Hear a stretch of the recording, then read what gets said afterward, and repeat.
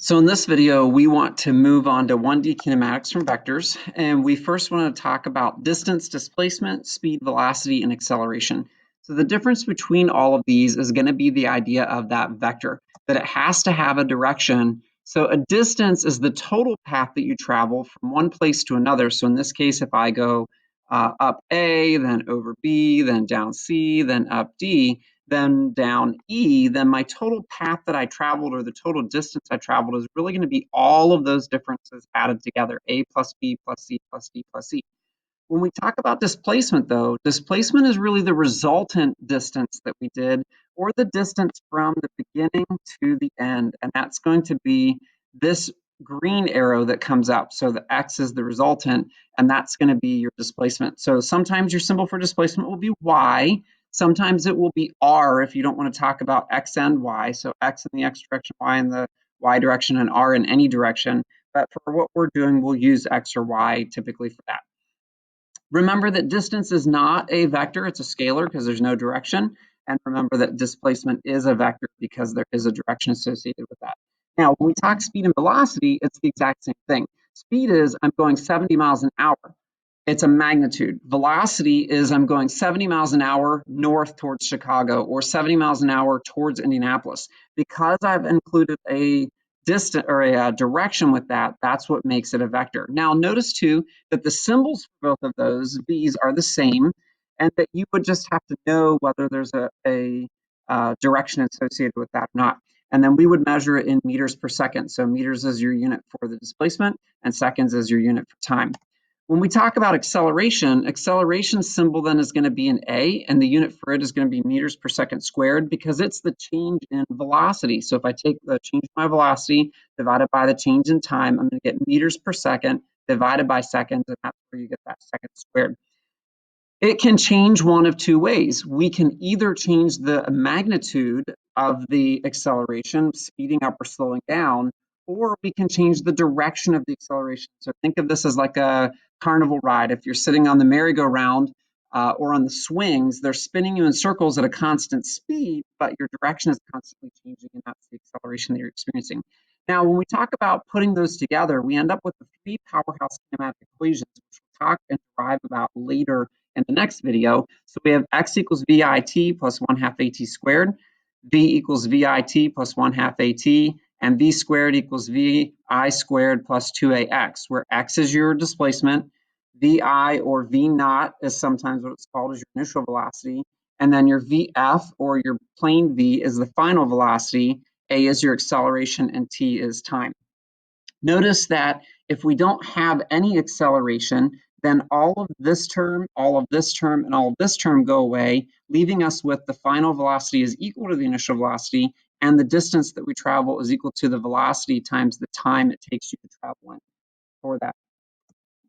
So let's do an example. You're sitting at the stoplight by Jewel jamming to Justin when the light turns green and your friend smiles and waves as they pass by you in the other lane going 13.4 meters per second. If you accelerate your car at 3.8 meters per second, then when will you catch up to your friend? How fast will you be going when you catch them, and how fast will they be going? So if I look at that, I have, so here's my car, and then here's my friend coming up in their truck. I don't know why I got a random line there. Maybe they're just carrying 2x4s in the back of their truck. So if I look at this, I would say, hey, my initial velocity is 0 because I'm just sitting at the light. I am then going to accelerate at 3.8 meters per second squared. They already have an initial velocity that is going to be 13.4 meters per second, and they have an acceleration that is 0 because they are not accelerating.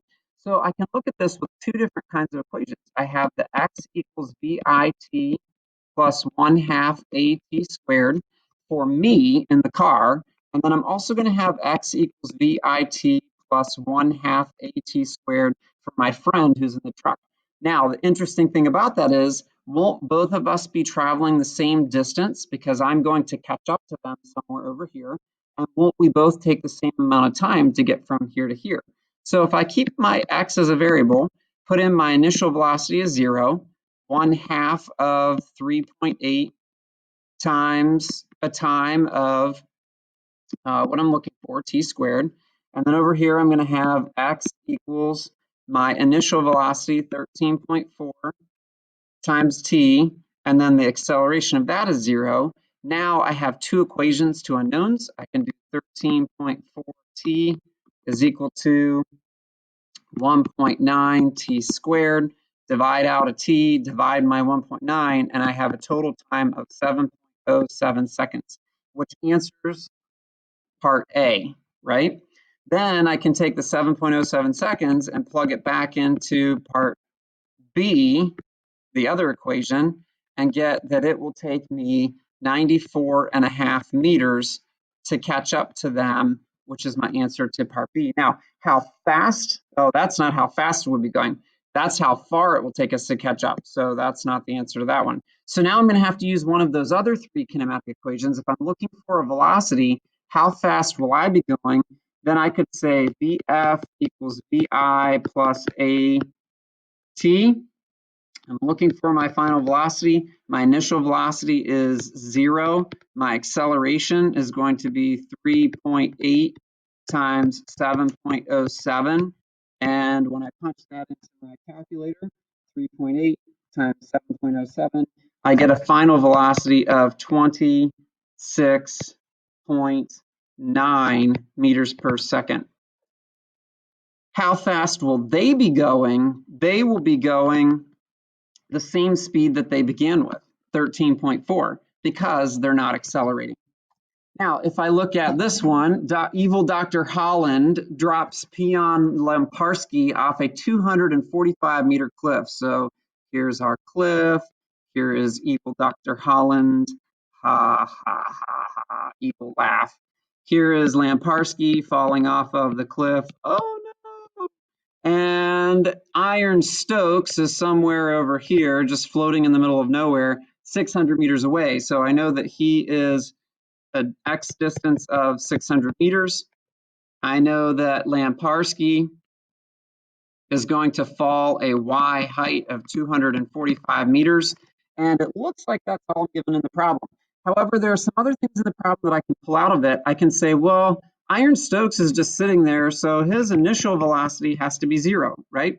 And I'm looking for his acceleration, so I know I'm going to be finding A. That's my unknown.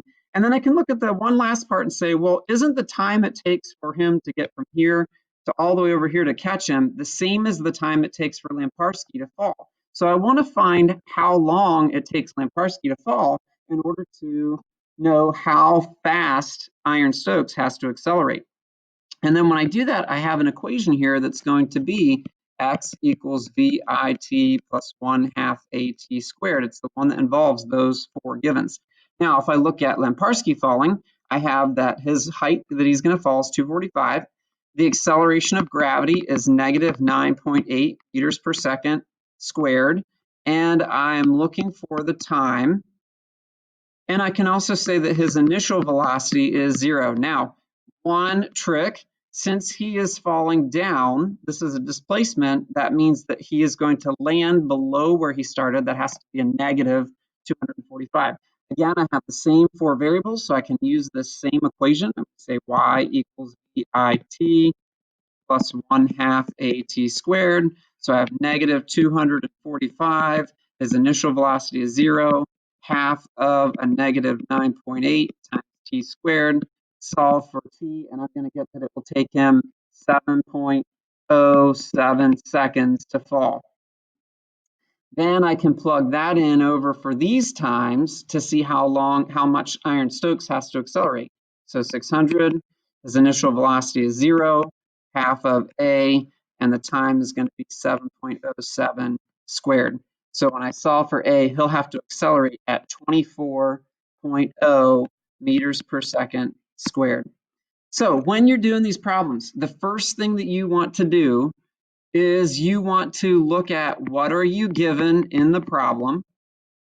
Once you've identified your givens, then what are you trying to find? Are you trying to find? And then use equations that match your givens. Match your givens. So that would be your step 1, step 2, and step 3.